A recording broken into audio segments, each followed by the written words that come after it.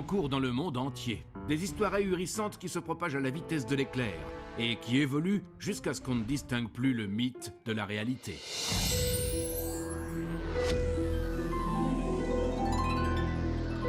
Dans cet épisode intitulé « À un cheveu près », vous allez découvrir 3 nouveaux récits rocambolesques. Tout d'abord, celui d'un mystérieux tueur en série défiant la police.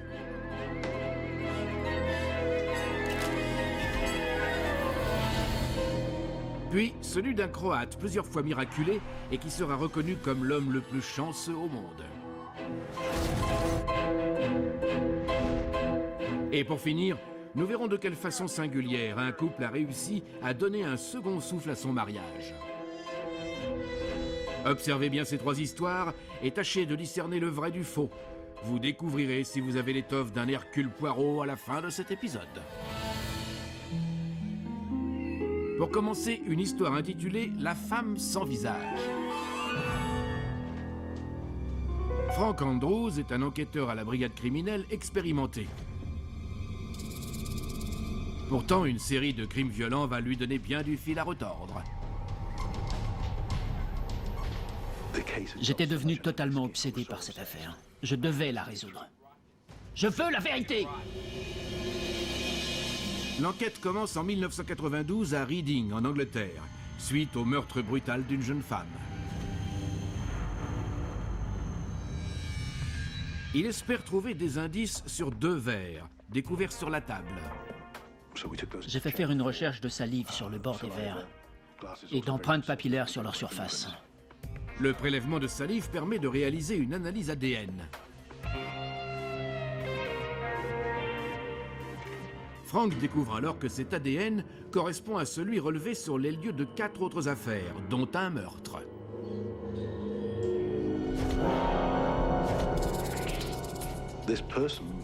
L'auteur semblait avoir des agissements de nature totalement différente et sans aucun lien entre eux. Nous étions très inquiets. Autre détail troublant, l'ADN est celui d'une femme. Les tueurs en série sont presque exclusivement des hommes. Cette affaire n'avait rien d'habituel. Les tueuses en série sont peu nombreuses, et les enquêteurs sont sidérés lorsqu'ils s'aperçoivent que le même ADN est découvert sur de nouvelles scènes de crime. Très vite, les médias donnent un surnom à cette mystérieuse criminelle. Nous n'avions aucune piste concernant son identité et aucun signalement. C'est ce qui lui a valu son surnom de femme sans visage. 6 mois après le début de l'enquête, Frank est soumis à une pression considérable. C'est devenu une véritable obsession. Je passais tous mes week-ends à explorer les affaires non résolues. L'ADN est le seul point commun entre tous ces crimes. Je me suis dit qu'elle cherchait à nous défier. La femme sans visage poursuit sa virée macabre.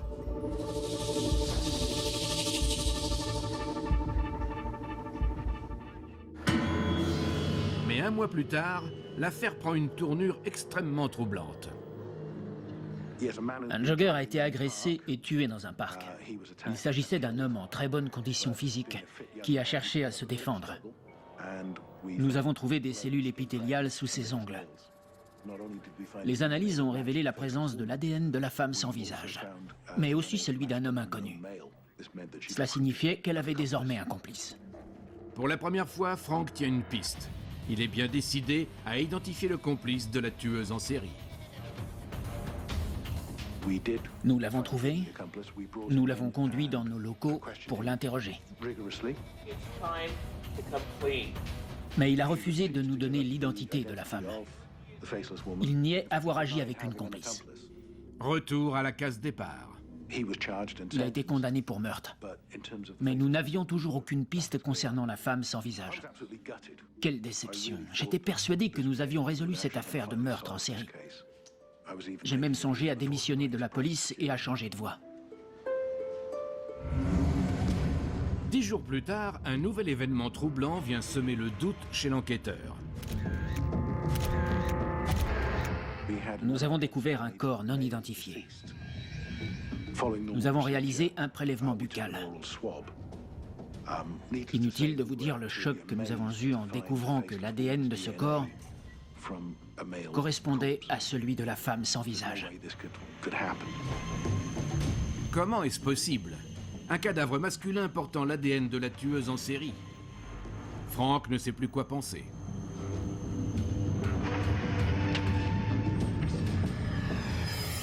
Jusqu'à ce qu'il réalise qu'il est peut-être passé à côté d'une évidence. Toutes ces analyses ADN avaient été réalisées par le même laboratoire, à Birmingham. Et si ces prélèvements avaient été tout simplement contaminés? Frank fait pratiquer des prélèvements sur tous les employés. Suivant. Et il finit par trouver la réponse au mystère qui le hante. Il identifie enfin cette redoutable tueuse en série. La femme sans visage est une laborantine de 59 ans, Millie Harris. Madame Harris? Oui. Et elle n'a rien d'une criminelle. Nous l'avons observée plusieurs jours pour découvrir comment elle contaminait les prélèvements. La réponse est d'une simplicité désarmante. Millie Harris voulait trop bien faire. Les kits ADN contiennent un écouvillon, une sorte de coton-tige utilisé pour réaliser le prélèvement. Il arrivait de temps en temps que le coton ne soit pas bien lisse. La laborantine humectait alors ses doigts avec sa salive et pressait dessus pour le remettre en forme. Voilà comment son ADN apparaissait sur les prélèvements.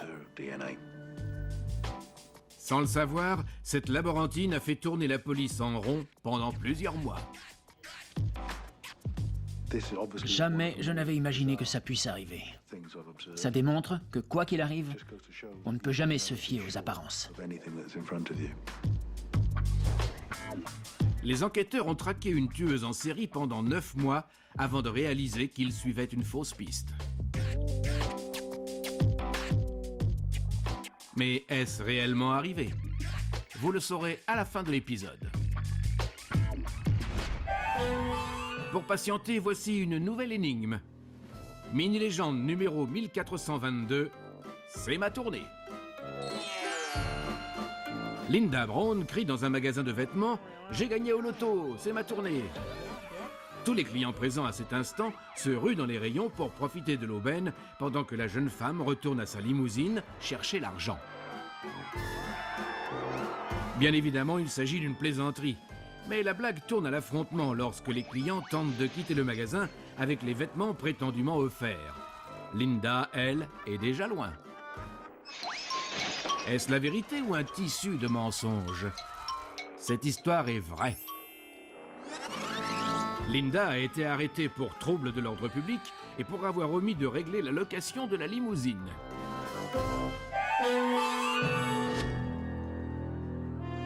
Légendes urbaines soumet à votre expertise 3 récits extraordinaires. À vous de faire la part entre le vrai et le faux. Nous venons de vous présenter celui de la tueuse en série qui n'était en fait qu'une laborantine trop scrupuleuse. Vérité ou fiction? Vous le découvrirez à la fin de l'épisode. Mais pour l'heure, place à une histoire intitulée « Un homme chanceux ». Frano Selak fait toujours sensation dans une assemblée lorsqu'il raconte ce qu'il a vécu. Et sa vie est véritablement incroyable. Je crois qu'on peut dire que je suis chanceux. Il est en fait l'homme le plus chanceux du monde. Personne d'autre n'aurait survécu, c'est une certitude.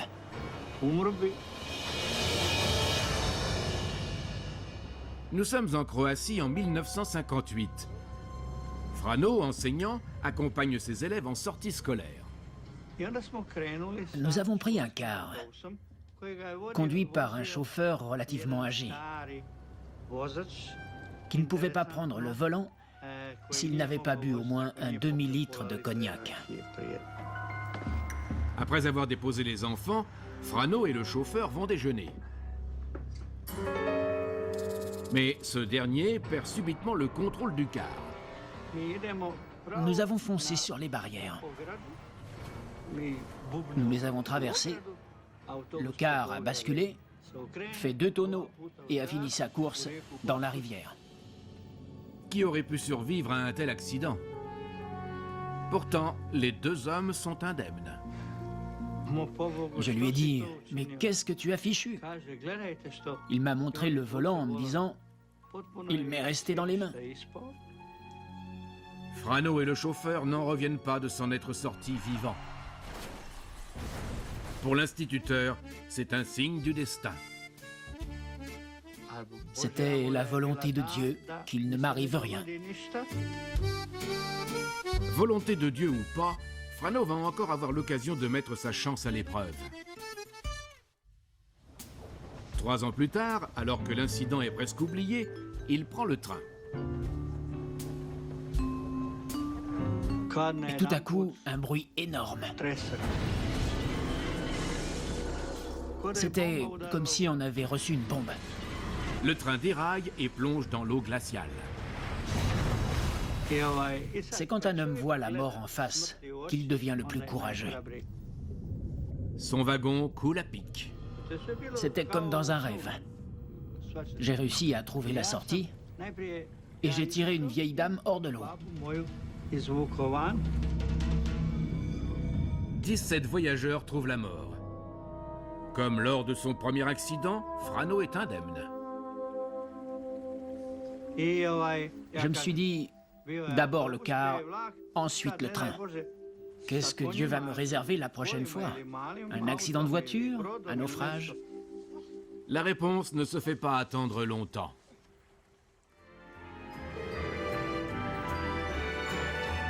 Un an plus tard, en cherchant à éviter les transports terrestres, Frano prend l'avion.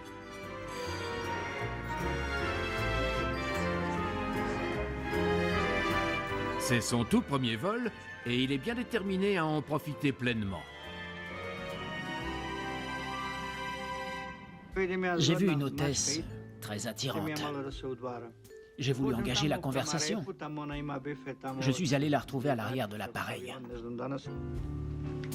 Frano joue de son charme croate quand tout à coup, l'impensable se produit. Tout ce que je sais, c'est que l'issue de secours à l'arrière s'est ouverte en plein vol. Frano est aspiré à l'extérieur de l'avion qui s'écrase quelques secondes plus tard. Cette fois, il en est sûr, c'est la fin. Mais il échappe une nouvelle fois à la mort. Si j'étais tombé 2 mètres plus loin sur le sol, je me serais écrasé par terre, comme une crêpe. Sa chute est amortie par une botte de paille. Une fois encore, la chance a frappé. L'avion a pris feu et a explosé. Tous les passagers sont morts carbonisés.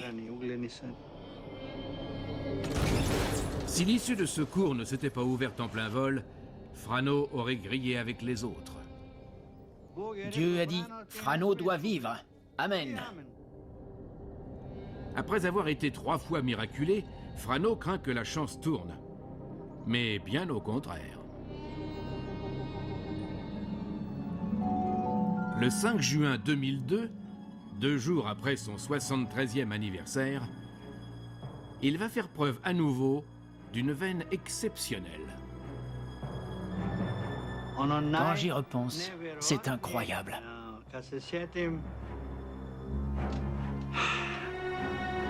Il ne se doute pas de ce qu'il va lui arriver au moment où il s'arrête pour vérifier son bulletin de loto. La super cagnotte. Cette fois, il ne frôle pas la mort, mais il devient riche. J'étais le seul gagnant. J'ai remporté 800 000 €. J'ai pu changer de vie. Malgré ce nouveau coup du sort, Frano reste prudent. Après ses mésaventures en avion, en train et en car, il ne se déplace plus que d'une seule façon. Où que j'aille en voyage, je fais toujours en sorte de pouvoir m'y rendre en bateau. Un homme qui échappe 3 fois à une mort certaine et gagne au loto. Cette histoire vous paraît-elle crédible? Patience. Avant de le savoir, ouvrez bien les yeux. Mini-légende numéro 5761, le bulletin baladeur. Jim Morgan est avec des amis dans un bar quand il découvre qu'il détient un bulletin de loto gagnant. Personne ne le croit et tout le monde insiste pour qu'il fasse passer le bulletin en question. Le précieux morceau de papier passe de main en main. Mais il ne revient pas dans celle de Jim, qui se retrouve avec un autre bulletin. L'un de ses amis l'a échangé contre le sien et est allé encaisser anonymement le pactole avant de prendre la poudre d'escampette. Qu'en dites-vous? Est-ce la vérité ou encore un canular? C'est faux. Cette légende est d'ailleurs très populaire en Chine.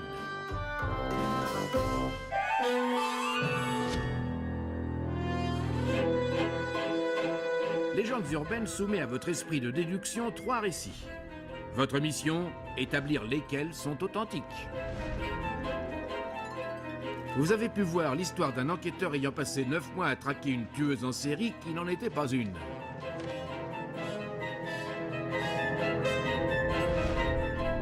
Puis celle de Frano Selak, qui a survécu miraculeusement à 3 accidents avant de gagner au loto. Patience, vous découvrirez à la fin de l'épisode s'il s'agit de faits réels ou de pure fiction. En attendant, voici notre dernière histoire. Un couple en perdition. Djerta Van Dyck sait que la vie de couple peut entraîner une certaine lassitude. Mais elle est loin d'imaginer comment elle va réussir à raviver sa relation avec son mari. Pendant un instant, je n'y ai pas cru. Mais c'était bien réel, si je m'étais attendue à ça. Leur existence va en être changée à jamais. Nous sommes en 1995. Jacob et Djerta Van Dyck sont mariés depuis 12 ans. Mais leur ferveur amoureuse s'est bien estompée. Nous avions quelques problèmes. La vie devenait morose et routinière. Pour ne rien arranger, les Van Dyck ont des problèmes financiers. Jacob se montre terriblement dépensier. Il arrivait que je me retrouve à la caisse d'un supermarché et que la carte de paiement soit bloquée. Il dépensait beaucoup d'argent et je faisais ce que je pouvais pour tenter de maintenir nos comptes à flot. Djerta imagine le pire. Je me suis dit qu'il était peut-être devenu dépendant aux jeux d'argent ou qu'il avait des dettes. Mais en réalité, Jacob dépense cet argent dans un seul but, s'offrir les faveurs de prostituées. Il fait tout pour que son épouse n'en sache rien. Mais Djerta est extrêmement perspicace. J'ai songé à demander le divorce. J'ai cherché toutes les solutions qui pouvaient s'offrir à moi. Elle décide de prendre le taureau par les cornes, en se trouvant un emploi qui va lui permettre de sortir de la routine étouffante de sa vie de couple. Je me suis sentie redevenir moi-même. C'était agréable de rencontrer d'autres personnes. Et j'étais très appréciée. De son côté, Jacob devient accro aux maisons closes. Je n'arrivais pas à recoller les morceaux. Ça allait de mal en pis. Le couple sombre de plus en plus dans l'indifférence mutuelle. Il ne m'a jamais demandé de lui parler de mon travail, ni de mes collègues. Il ne savait même pas ce pourquoi j'étais payée. Mais il va vite le découvrir. Un soir, Jacob décide de tester une autre maison close.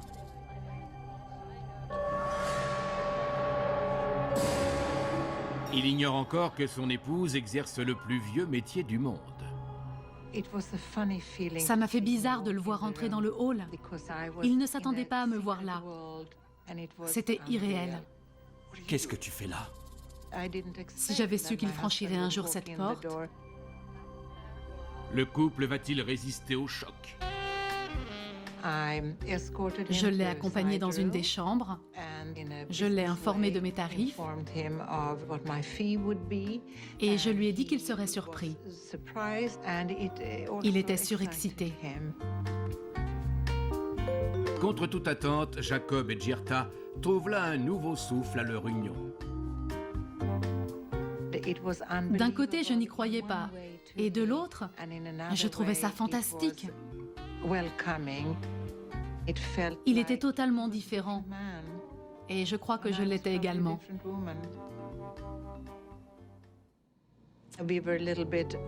Il m'a payé, mais on ne savait pas trop quoi se dire. Au bout de quelques minutes, je lui ai dit « Même heure la semaine prochaine ?» Il a souri. Depuis ce jour, Jacob retrouve régulièrement Girta sur son lieu de travail. Leur vie de couple a retrouvé toute son énergie, mais d'une façon très inattendue. On a tous les deux hâte de se retrouver la fois suivante. D'habitude, mensonges et tromperies détruisent le couple. Mais pour les Van Dyck, ce sont les ingrédients qui ont sauvé leur mariage. Reste à savoir si cette histoire est vraie. Le moment tant attendu est arrivé. Nous allons vous révéler la vérité sur nos 3 récits. Tout d'abord, celui de Frank Andrews, qui a couru pendant des mois après une tueuse en série qui n'existait pas. Réalité ou fiction? C'est une histoire incroyable, et pour cause. Je ne suis pas policier, mais comédien. Une affaire similaire est arrivée, mais l'origine de la contamination des échantillons n'a jamais été découverte. Passons à l'histoire de Frano Selak, l'homme le plus chanceux au monde qui a gagné au loto après avoir été miraculé à 3 reprises. Je m'appelle Frano Selak. Et voici la preuve que je suis l'homme le plus chanceux du monde. Cette histoire est vraie. Il reste celle de Girta Van Dyck, qui se retrouve nez à nez avec son mari dans la maison close où elle travaille en cachette. Est-elle authentique?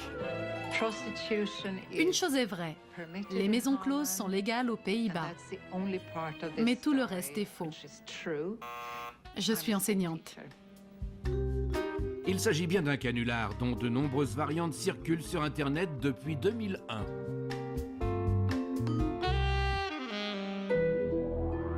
C'est la fin de notre épisode. J'espère que vous avez réussi à discerner le vrai du faux.